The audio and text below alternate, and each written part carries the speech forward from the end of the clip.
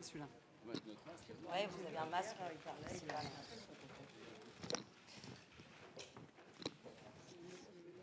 Alors, bienvenue à tous. Welcome everybody à la conférence de presse, de press conference of De Son Vivant. D'Emmanuel Berco. Alors, j'ai quelques petites consignes à vous donner. Premièrement, le premièrement absolu, gardez vos masques. Même quand vous posez vos questions, gardez vos masques. Pour poser vos questions, vous levez le doigt. Quand on vous donne la parole, vous vous levez. Vous donnez votre nom et votre média. Une question, pas une déclaration d'amour d'une demi-heure, même si... mais une question seulement. Et surtout, je voulais vous dire qu'à la fin, si vous voulez venir témoigner votre admiration proche du bureau, ne montez pas sur l'estrade. J'ai l'impression d'être une institutrice. Ne montez pas sur l'estrade. C'est trop près, c'est un peu dangereux pour vous. Voilà, restez juste devant. Donc, je vais vous présenter d'abord l'équipe du film. Donc, à ma gauche, immédiatement, le producteur François Cros.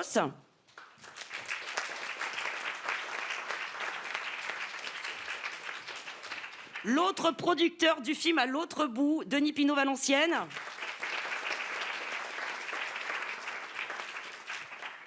La réalisatrice de Son Vivant, Emmanuel Berco.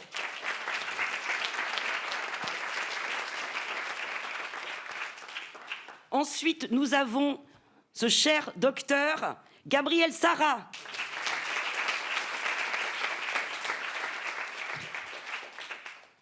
Cécile de France.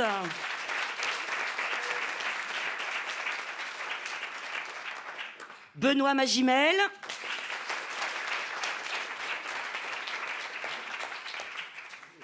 Et mademoiselle Catherine Deneuve.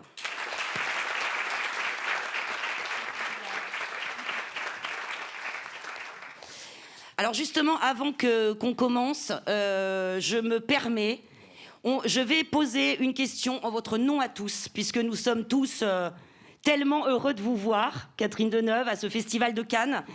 Donc je vais, en votre nom à tous, vous demander, chère Catherine, comment allez-vous ? Écoutez, oui, je ne m'attendais pas à ça. C'est vrai.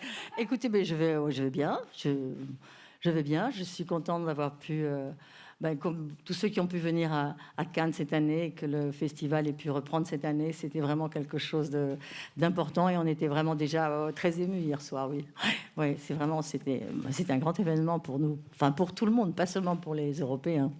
Pour les étrangers, même ceux qui n'ont pas pu être là cette année, c'est quand même très important pour tout le monde, oui. Donc, ceci étant dit, on va passer au film. Alors, poser des questions, mais je vais évidemment commencer. Je vais commencer peut-être... c'est un film, je vais peut-être commencer par messieurs les producteurs, puisque c'est un film qui a mis du temps à accoucher pour plein de raisons différentes. Est-ce que, réussir à se retrouver ici à Cannes après autant de mésaventures, est-ce que c'est fort et comment se sont passés ces mois de tournage ? Oui, c'était un atterrissage magnifique hier soir. C'est vrai que ce film a été long à tourner, puisqu'il y a eu d'abord l'accident de Catherine, puis après on devait reprendre et le Covid est arrivé. Il y a eu le premier confinement en mars, donc il a fallu à nouveau patienter. Puis après, c'était compliqué de faire revenir le docteur Sarra qui vit à New York, puisque les frontières entre les États-Unis et la France étaient fermées. Donc d'autres difficultés là-dessus. Mais en fait, finalement, ces 8 mois d'interruption sont passés assez vite quand on y pense avec le recul, puisque entre-temps, Emmanuel a travaillé, a monté les premières images, qu'on avait travaillé à peu près un tiers du film. Et puis surtout, on patientait avec l'idée de faire un film hors norme, d'un film particulièrement émouvant, bouleversant, très très bien travaillé par Emmanuel en amont. Et puis on avait les premières images qui témoignaient d'un film exceptionnel. Donc on était tous très solidaires, on attendait patiemment que ça puisse reprendre. On a immobilisé un studio on avait construit entièrement l'hôpital pendant 8 mois, qui était gardienné. Voilà. Donc moi, parfois, j'appelais le docteur Sarra, qui me réconfortait. Et voilà, on est resté assez... Et puis finalement, il a fallu reprendre, donc remobiliser les troupes, à la fois les acteurs, les chefs de poste, l'équipe. Puis on a repris, et puis voilà. Donc maintenant, c'est de la petite histoire, parce que par rapport à tout le reste. Ce qui compte, c'est le film, c'est la joie d'avoir terminé ce film, de l'avoir montré hier au festival et d'avoir eu cet accueil incroyable. Et vrai que c'est vrai que bizarrement maintenant, c'est vrai que c'est une longue gestation de 9 mois de tournage, mais bon voilà, c'est derrière nous, c'est des histoires qui concernent ceux qui l'ont fait, et maintenant le film est là, et il s'agit de parler de ce film dont on est excessivement fier avec Denis, puisque c'est là. Et puis en plus, c'est la deuxième fois qu'on se retrouve avec Emmanuel, Benoît et Catherine au Festival de Cannes, parce qu'on avait fait l'ouverture il y a 6 ans. Avec la tête haute. Avec la tête haute. Donc voilà, c'est une sorte oui, hier soir, c'était un atterrissage, comme je le dis, magnifique. Voilà. Non, je peux rajouter que c'était un grand privilège de produire ce film. Ouais. Et on en est très, très, très, très fiers. Alors, on va passer au film. Donc, Emmanuel Berco. Donc, après la tête haute, alors effectivement, c'est assez beau de vous retrouver en partie en famille, mais qu'est-ce qui est le moteur au départ de cette idée de son vivant? Est-ce que c'est vous au départ qui aviez cette idée de parler de la mort, mais de cette mort tragique, c'est-à-dire c'est une mère qui accompagne son enfant? Est-ce que c'est aussi la rencontre avec Gabriel Sarra? Qu'est-ce qui vous a au départ donné l'étincelle sur ce film? L'origine de ce film, on la doit à un hasard, si on croit au hasard. Moi, je ne crois pas au hasard. J'avais en tête, j'étais en train de faire un autre film, mais j'avais déjà en tête d'écrire. D'abord, j'avais envie d'écrire un mélo, de visiter ce genre-là, et je voulais écrire pour Catherine et Benoît. Et j'avais dans la tête l'idée d'une mère qui perd son fils du cancer, parce que j'avais aussi envie de parler du cancer. Mais c'est tout ce que j'avais. Et il s'est passé quelque chose d'assez incroyable qui a abouti à De son vivant, c'est que le docteur Sarra est venu voir la tête haute que je présentais à New York, au Festival du film français. Et après la projection et après le débat qu'il y a eu à l'issue de cette projection, il a fait la queue derrière les gens qui attendaient pour parler avec moi. Et là, il m'a dit ce que j'ai vu de votre film et de vous dans ce débat me fait penser que vous seriez intéressé par mon travail. Je suis cancérologue à l'hôpital juste à côté. Et voilà, si vous voulez qu'on se revoie, je pense qu'il y a quelque chose qui peut vous inspirer dans mon travail. Et moi, j'étais très occupée par autre chose à ce moment-là. Et je suis revenue 1 an plus tard. Et puis, après avoir beaucoup parlé avec Gabriel, je me suis aperçue qu'en fait, il pouvait y avoir la réunion entre le mélo que je voulais écrire pour Catherine et Benoît et puis son travail à lui. Voilà. Et pour continuer ce propos, puisque on le voit dans le film, son travail est un travail vers la lumière, en tout cas une manière de continuer à rester positif dans le drame. Est-ce que ça a éclairé votre film et votre mélo de manière différente, cette rencontre? Est-ce que c'est ça qui a fait qu'il y a aussi beaucoup de lumière dans ce film? Je ne peux pas vous dire si ça a éclairé mon mélo, puisque mon mélo, au moment où je l'avais en tête, je n'avais qu'un point de départ. Mais il est évident que le travail de Gabriel, son humanité, sa philosophie, voilà, tout ce qu'il porte en lui, forcément a amené ce film qui, c'est vrai, au départ était un film sur la mort. En tout cas, m'a amené à avoir envie de faire un film qui parle de la mort, mais qui soit un hymne à la vie, parce que c'est ce que lui porte de tout cœur. Donc, je pense qu'effectivement, ça a beaucoup joué. Alors, est-ce que je peux vous demander à vous quatre, les interprètes, quand... Et on va pas nous poser de questions, vous croyez? Pardon? On va pas nous poser de questions? Là-bas, mais j'attends qu'on me le dise. Si, Catherine, oui. Ouais, je sais pas s'ils ont eu l'occasion de lever la main. Non, mais il faut j'allais vous en poser une, mais parce que il faut qu'il lève le doigt pour en poser une. Alors, posez des questions.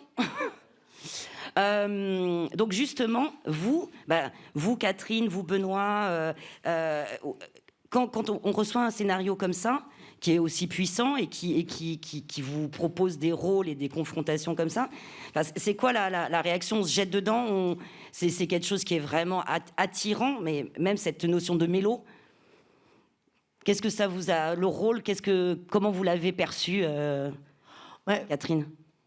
Moi, j'ai déjà travaillé avec Emmanuel. Donc c'est vrai que j'attends déjà quelque chose sûrement de fort. Mais je n'étais pas, évidemment, je ne savais pas exactement vraiment comment le sujet serait écrit, enfin du début jusqu'à la fin, comment c'est développé plutôt. Donc voilà, c'était très, très dur, c'était très émouvant et c'était très, très difficile, oui, à lire et à prendre parce que c'est très frontal. Très frontal. Oui, et donc, l'autre côté du front, si je peux me permettre, enfin, vous, Benoît, ce rôle-là. C'est la première fois que je lisais un scénario aussi puissant. Et c'est vrai qu'après la lecture, on s'assoit. Je me suis assis par terre chez moi. J'ai mis du temps à me relever. J'étais vraiment assez bouleversé. Et je dois dire qu'en revoyant le film hier, j'ai réalisé que c'était un réel acte d'amour, en fait, ce film. Et ce que nous a donné Emmanuel, c'est hors norme. Enfin, je crois que dans une carrière, on rencontre rarement, très rarement, quoi. Et c'est un rôle qui fait un peu peur, hein, au départ.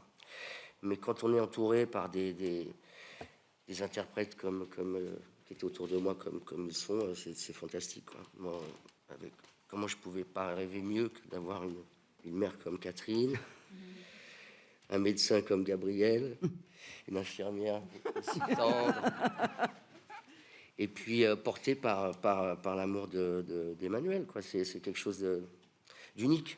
Et puis voilà, on se connaissait un peu, et c'est vrai que travailler avec des gens qu'on aime, ça change tout, et c'est ça qui rassure. Je ne sais pas si j'aurais eu le même envie, le même entrain de faire un film comme ça avec des gens avec qui j'avais pas d'histoire. Et on se jette beaucoup plus volontiers. Voilà, on est moins dans l'inconnu parce qu'on sait il y a de la bienveillance autour de vous, quoi. C'est une histoire difficile. Donc voilà. Et c'est aussi vraiment une histoire, enfin, particulière, au-delà du sujet qui est la mort, le cancer et tout, et de garder la vie là-dedans. C'est un rapport mère-fils qui est vraiment particulier, qui est fusionnel, qui est vraiment intéressant, ça. Oui. Oui, et puis comment ne pas s'identifier de toute façon. Catherine parlait de quelque chose de très frontal. Oui, vous le prenez en pleine figure tout de suite. Et cette question de la mort, en fait, c'est quelque chose qui nous accompagne. Et à l'âge que j'ai, c'est quelque chose qui commence un petit peu à germer. Et c'est vrai que ça pose des questions. Mais ce rapport avec ma mère, avec ma maman, enfin, c'est différent, mais j'étais très ému. Ouais, ça m'a beaucoup touché. Alors, Gabriel Sarah, alors vous, c'est votre premier rôle à l'écran, hein. Donc vous êtes le médecin dans tous les sens du terme, à l'extérieur et à l'intérieur du film.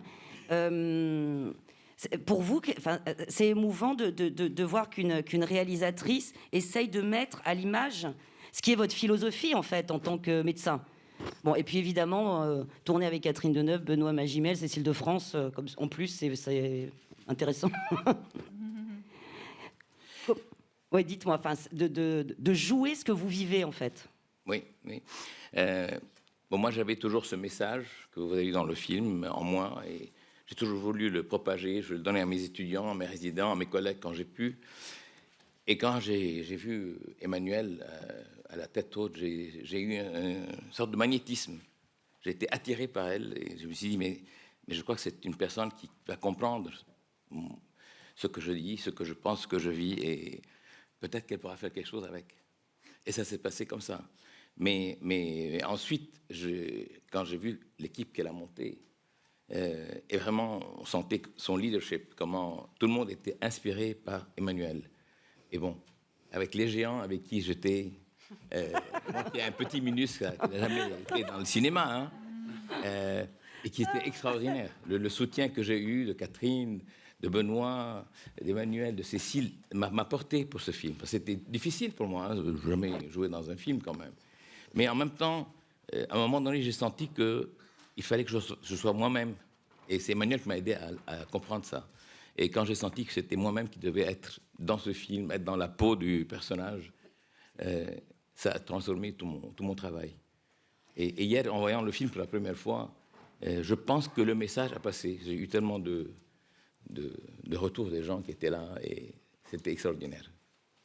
Alors, la salle, il y a des questions. Oui, ça y est, monsieur. Bonjour, Yves Jéglet du Parisien. J'ai une question pour Benoît Magimel. Alors, je sais que le rôle d'un acteur est de savoir tout jouer. Mais pour connaître un petit peu ce milieu de malade en fin de vie, je trouve que votre interprétation est vraiment stupéfiante dans la progression. Et je voulais savoir si vous avez vraiment passé beaucoup de temps avec des gens atteints du cancer, si vous avez travaillé longtemps, parce que je trouve que les gestes sont d'une extrême précision, enfin, la manière dont vous... Vous savez, c'est très difficile d'aller à la rencontre de gens qui vivent réellement ce genre de combat. C'est très difficile et j'avais un peu de gêne en fait à aller à la rencontre. Ouais, c'est très gênant. Et en fait, au bout d'un moment, il faut s'abandonner simplement et tirer les choses vers soi le plus possible et se mettre dans cette idée qu'en fait, dans peu de temps, vous allez disparaître. C'est très difficile simplement de pouvoir le concevoir. Et le fait d'avoir tourné dans cette période aussi longue, finalement, il y a eu... je pense que ça m'a permis de regarder les choses autrement. Et c'est vrai que ça s'est étalé, c'est un tournage sur 9 mois, et ça a permis finalement un peu comme pour Benjamin, voilà, tout ce temps-là avant de partir. Voilà, ça m'a nourri, je crois aussi. Ça m'a permis d'avoir des points de vue différents. En fait, j'ai abordé ce tournage un peu avec de la colère et un peu d'angoisse. Et petit à petit, ça s'est détendu. Et puis, j'ai fini par accepter quelque chose. Et c'est plus léger, plus joyeux. Voilà. Voilà, il y a une évolution qui se crée. Donc, je crois que rien n'arrive par hasard. Donc, c'était... Voilà. Il y a une autre question, monsieur? Oui, bonjour, Mathieu Charrier, Europe 1. J'ai une question pour Catherine Deneuve. Vous entretenez une longue histoire avec le festival, parce que la première fois, c'était il y a plus de 50 ans. Comment vous l'avez vu déjà? Comment vous l'avez vu évoluer? Et puis surtout, est-ce que le souvenir de cet accueil hier soir, de cette longue standing ovation, que ce soit avant la projection puis après, est-ce que ça reste pour vous l'un des souvenirs les plus forts avec le festival ou pas? Savoir si c'est un des plus forts, ce sera dans quelques jours. Je pense pas aujourd'hui, c'est trop tôt, c'est tellement court, mais c'était une grande émotion. Moi, comme beaucoup d'aujourd'hui, on était contents, et plus que contents. Je veux dire que le festival puisse reprendre, c'était tout à fait extraordinaire. Jusqu'au dernier moment, on se demandait si vraiment ça allait pouvoir se faire, tellement ça paraissait incroyable, et tant qu'il y avait tellement de retard et de difficultés par rapport à la situation dans laquelle on était, c'était techniquement, ça allait être vraiment très compliqué. Quant à mon émotion par rapport à Cannes, c'est difficile parce que je crois que je connais Cannes depuis si longtemps. À chaque fois, ce sont des choses très, très différentes, mais peut-être que je pense que j'ai jamais été émue comme ça, comme hier soir, disons, quand je suis entrée dans la salle, et à la façon dont les gens accueillaient le film et m'accueillaient moi. Donc c'est vrai que c'était très, très émouvant, oui. Non, pas d'autres? Ah oui. Ah ben.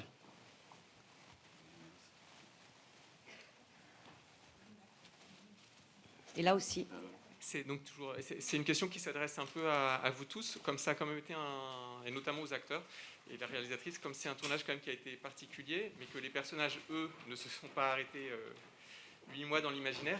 Est-ce que vous avez retrouvé, est-ce que vous avez retrouvé très facilement vos instincts d'acteur quand vous vous êtes retrouvés sur le plateau? En plus, je crois qu'il y a eu une deuxième interruption. Ou est-ce qu'il a fallu se caler, Voilà, est-ce que ça a été quand même compliqué techniquement de reprendre ce tournage? C'est complexe. C'est assez que on est très protégé, très surveillé, et c'est vrai que nous, les acteurs, on se retrouve au studio sur le plateau, et d'un seul coup, on a tous les gens en face de nous avec des masques. Et c'est vrai qu'au début, c'est vrai qu'il faut s'habituer à ça, parce que quand on dit toujours que c'est les yeux qui expriment le plus, mais curieusement, quand on cache la moitié du visage, à partir du masque, on ne voit rien de quelqu'un. On ne voit vraiment trop peu. C'est très difficile le corps ne s'exprime pas suffisamment tout seul. Finalement, les yeux, ça ne suffit pas. Mais voilà, il faut arriver à le faire s'habituer pendant quelques jours. Nous, on arrive, on prend votre température, on vous vérifie, on vous regarde, vous êtes suivi par des gens qui vont s'occuper de vous aussi techniquement sur le plateau, avec des masques aussi, tout le monde. Mais au bout de quelques jours, la situation est tellement forte et tellement particulière que, oui, voilà, on oublie, on reste. Moi, j'étais beaucoup avec mon fils, j'étais beaucoup avec les acteurs, surtout. On est vraiment, oui, très vite. Moi, je trouve qu'on très vite on rentre dedans, oui.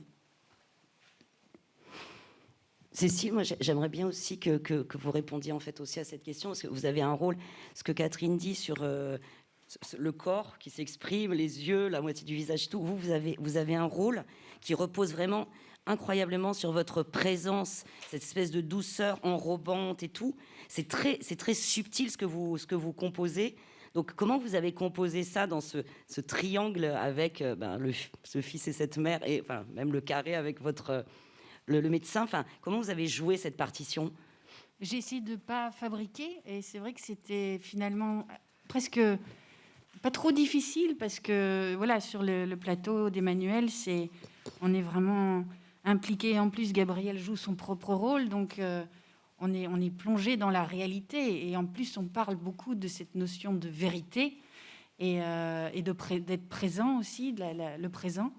Et donc, il me suffisait d'être dans la vérité et le présent, et d'être connecté et savouré, parce que du coup, j'ai eu beaucoup de temps pour admirer Catherine. Vraiment, je la regardais comme ça passionnément, d'écouter Benoît, et d'apprendre beaucoup de choses avec Gabriel, parce qu'il m'a appris beaucoup de choses sur la vie. Pour moi, c'est un grand humaniste, un grand philosophe, et j'ai progressé. Je pense que humainement, j'ai progressé en parlant avec lui. Et d'ailleurs, je pense tous, après avoir vu ce film, ça nous fait évoluer. Donc en fait, voilà, j'étais tout simplement, et puis guidée merveilleusement par Emmanuel, qui m'a pris la main et qui me faisait confiance et qui m'encourageait. Je me sentais aimée à travers la caméra. Donc avec toute cette humilité du personnage, j'avais beaucoup de plaisir à donner mes regards et à jauger justement, parce que voilà, Emmanuel filme vraiment dans les profondeurs de l'âme, à travers le regard, les yeux, et ces contacts charnels qui sont sublimes dans le film tout le long, que ce soit dans le cours de théâtre. Je trouve ça tellement beau, tous ces contacts charnels. C'est une sensualité folle. Et donc voilà, je me suis laissée guider par Emmanuel, et j'ai vraiment savouré en tant qu'actrice et en tant qu'humaine. Une question, oui. Bonjour, Lisa Nesselson de France 24 en anglais et de Screen International. Question pour Emmanuel Berco. Le rôle des chansons dans votre film est très important. Il y a plein de chansons, et en tant qu'anglophone, j'ai remarqué que c'est toujours avec des paroles en anglais. Et j'ai du mal à visionner une clinique aux États-Unis où on chante que des chansons avec des paroles en français. Donc les choix sont excellents, mais je voulais savoir comment vous avez choisi les chansons. Et pour le docteur Sarah, est-ce que vos cravates sont disponibles dans le commerce? Tu veux répondre d'abord? Les chansons, il y en a 3. En fait, moi j'ai assisté à ces séances à l'hôpital du docteur Sarah, des breakfasts, et il y avait ces chansons. Moi, quand je vois quelque chose, c'est comme par exemple le tango en salle de chimiothérapie, c'est quelque chose que j'ai vu, j'aurais jamais pu inventer ça. Quand je vois quelque chose, je suis très attachée aux souvenirs que j'en ai, et j'ai envie de reproduire, de transposer ce que j'ai vu. Donc j'ai tout simplement eu envie de garder les chansons en anglais, parce qu'ils sont anglophones et qu'ils chantent en anglais. Mais en fait, de toute façon, le film n'est pas du tout un documentaire ni sur la maladie d'ailleurs, ni sur l'hôpital. Donc moi, je me suis offert toutes les libertés possibles, et aussi dans le choix des musiques. De toute façon, en France, vous verrez assez rarement un cancérologue prendre sa guitare et mettre son pied sur une chaise. Donc voilà. Oui, Caroline. Bonjour, Caroline Viet de 20 minutes. Une question pour vous, Emmanuel. Vous disiez avoir voulu réaliser un mélo. Comment vous avez dosé justement les émotions pour qu'on soit bouleversé et sans que ce soit trop mélodramatique? je fais avec ce que je suis. Hein. Donc moi j'adore pleurer au cinéma. C'est vraiment une jubilation totale pour moi. Et donc quand j'écris, j'essaye de décrire des choses qui vont me faire pleurer. Bon, je pleure très facilement moi, donc je suis peut-être pas un bon baromètre. Mais voilà, je me suis laissée guider par ce que je pensais qui moi serait très émouvant pour moi, en me disant que ça pourrait être émouvant pour pas pour tout le monde, hein, parce qu'il y a plein de gens d'abord qui rejettent le mélo et puis mais pour ceux qui aiment ça, en tout cas, voilà, j'essayais d'aller dans les directions de choses qui, moi, pouvaient m'émouvoir. Après, comment doser, c'est toujours...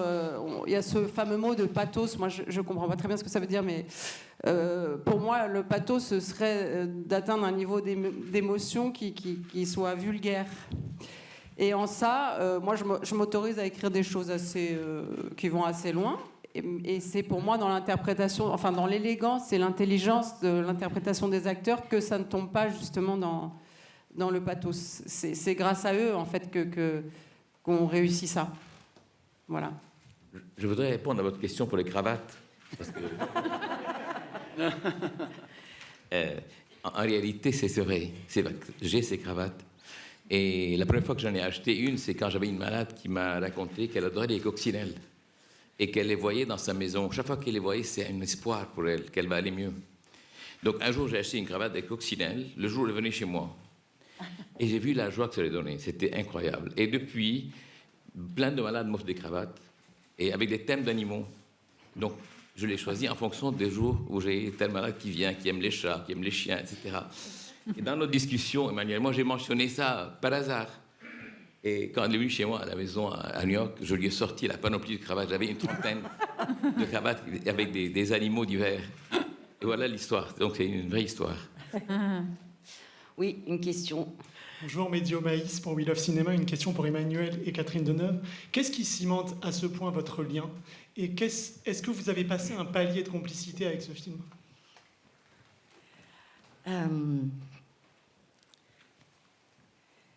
D'abord, je crois qu'avant même qu'on travaille ensemble, avant même qu'on se connaisse vraiment, il y a une rencontre avant quand on a parlé, qu'après on parle d'un scénario, d'un projet. Il y avait l'envie de travailler pour moi, il y avait l'envie de travailler avec elle. Ensuite, je crois que c'est la relation personnelle dans ce que l'on ressent, ce que l'on imagine de quelqu'un à la fois de fort, de doux, de rieur, de grave, de sérieux, de travaillant beaucoup. Et réécrivant beaucoup, ce qui, moi, me réconforte énormément, parce que c'est souvent, je trouve d'ailleurs qu'il y a le problème, malheureusement, on n'a pas toujours assez le temps d'écrire et de réécrire et de réécrire. Après ça, moi, c'est une question de confiance absolue, oui. Si je peux me permettre, j'aimerais bien que la même question en fait, soit posée à Emmanuel et Benoît, parce qu'en fait, c'est pareil sur la complicité. On lui a demandé. Oui, oui. Oui, moi, Enfin, je dis souvent que, en fait, moi, les acteurs, c'est pas que je m'en fiche un peu, mais c'est pas ça qui m'intéresse. Ce qui m'intéresse, c'est de filmer des gens que j'aime, qu'ils soient acteurs ou pas acteurs, d'ailleurs, n'est pas la question. Et donc, j'ai trouvé en Catherine une femme que j'aime immensément et qui m'inspire aussi. Donc, c'est à la fois la personne qu'elle est, et dans le travail, c'est quelqu'un qui me porte, enfin, qui porte ma créativité, sans vouloir paraître trop ampoulée. Donc j'aime écrire pour elle en fait, et voilà, donc c'est une vraie inspiration, et dans la vie c'est quelqu'un qui compte beaucoup et avec qui j'aime passer du temps et parler, donc pouvoir en fait moi j'aime travailler en famille, et quand je travaille avec Catherine ou Benoît, et quand il y a les deux, c'est encore mieux. J'ai l'impression d'être vraiment en famille. Et Benoît, ce ciment avec Emmanuel? Oui, c'est exactement pareil, en fait. Construire avec quelqu'un, avancer, se connaître si bien, c'est tellement merveilleux, c'est quelque chose d'unique, en fait. Et travailler avec les gens que j'aime, c'est exactement le même moteur. Et plus on avance, plus ça compte, plus c'est important. Et c'est ça, se sentir aimé, accompagné, partager ensemble. Qu'est-ce qu'on peut rêver de mieux? Ah, mademoiselle, oui. Bonjour, Alma Hassine, je suis étudiante en médecine. J'ai une question pour le docteur Sarah. En fait, dans ce film, j'ai remarqué que vous entretenez une relation très amicale avec votre patient. voire romantique pour Cécile de France. Et j'étais très étonnée de voir cette relation, j'étais subjuguée. Et je me demandais du coup si c'est vraiment ce type de relation que vous entretenez avec vos malades. Et globalement, comment est-ce que vous vous positionnez par rapport à ce qu'on nous apprend à la fac, où on nous demande d'être beaucoup plus stoïque avec nos patients. Et voilà, j'étais extrêmement touchée par ce rapport. Merci beaucoup. Merci de cette belle question. D'abord, je suis contre ce stoïcisme du médecin. Je trouve que c'est un sentiment qu'on ne doit pas avoir. On doit s'engager avec le malade. Et il y a une passion avec le malade. On doit être passionné de ce malade. On doit l'aimer. Et le malade doit sentir la même chose pour vous. Et il le sentira quand vous le sentirez. Et n'ayez pas peur d'avoir des émotions, d'être triste, d'être heureuse. Parce que quand vous vous engagez avec votre malade, il va sentir votre empathie. Et ça va transformer toute l'expérience de la maladie. Et moi, je ne vois jamais que je suis d'un côté du bureau et le malade est de l'autre côté. On est à côté l'un de l'autre et on se bat ensemble contre la maladie. Et je dis toujours à mes malades, vous êtes mes partenaires. On est égaux. Je suis ni mieux que vous, ni pire que vous. On est les mêmes. Et donc, le stoïcisme, c'est un enseignement que je voudrais complètement voir disparaître un jour. Il faut vraiment s'engager avec le malade et les aimer. Et c'est ça qui est important. Une toute dernière question, parce que, hélas, on va devoir clore. Bonjour, Adrien Mangallo, France Bleu, et bravo pour ce film, rempli d'émotions, qui m'a ramené à des souvenirs personnels il y a un peu moins d'1 an. Je pense que cette question s'adresse un petit peu aux comédiennes et aux comédiens. J'aimerais savoir si, en travaillant sur ce film, en vous donnant à 100% sur ce film, ça a changé quelque chose sur votre vision de la vie et de la mort, qu'il faille dire les choses quand il est temps. Moi, personnellement, c'est qu'il s'était passé déjà beaucoup de choses. Moi, personnellement, déjà, beaucoup de choses s'étaient passées pour moi dans un temps quand même assez important. Et puis, il y a eu cette chose terrible qui est arrivée et qui a amené, si vous voulez, une situation par rapport à ce film, en plus qu'on avait commencé sur ce sujet. Donc, ça a pris une dimension, une force et une puissance différentes et qui me font voir les choses différemment. Oui, ça fait quand même... Pour moi, ça fait beaucoup les 3 choses. Donc, oui, c'est très, très différent aujourd'hui. Une perception très, très différente. Mais c'est vrai, quand on a accompagné des gens, comme on a eu malheureusement l'occasion, on avait déjà avec le sida, c'est déjà quelque chose de très douloureux. Mais là, on est vraiment à une charnière terrible qui touche absolument tout le monde. Donc, c'est très impressionnant de voir les relations qu'on a avec les gens, même ceux qu'on ne connaît pas, parce que ce lien est absolument... qui lie les gens, même sans s'en parler. Il y a quelque chose de très, très différent entre les gens. Oui. Très différent. Non, moi j'écoutais Gabriel et c'est vrai que quand il dit que finalement la vie c'est un cadeau qu'on a entre les mains et qu'il faut croquer dedans à pleines dents et que chaque instant, même si c'est 5 minutes, ça peut être une possibilité de bonheur. Et c'est tout cet enseignement, oui, ça m'a fait vraiment réfléchir sur la vie plus que sur la mort.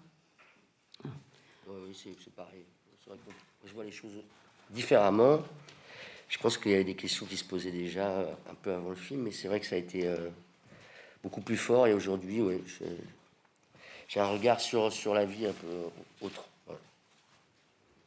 Ouais, je pense qu'on peut finir sur ces 3 très belles réponses. Merci beaucoup à vous. Merci pour ce film. Merci.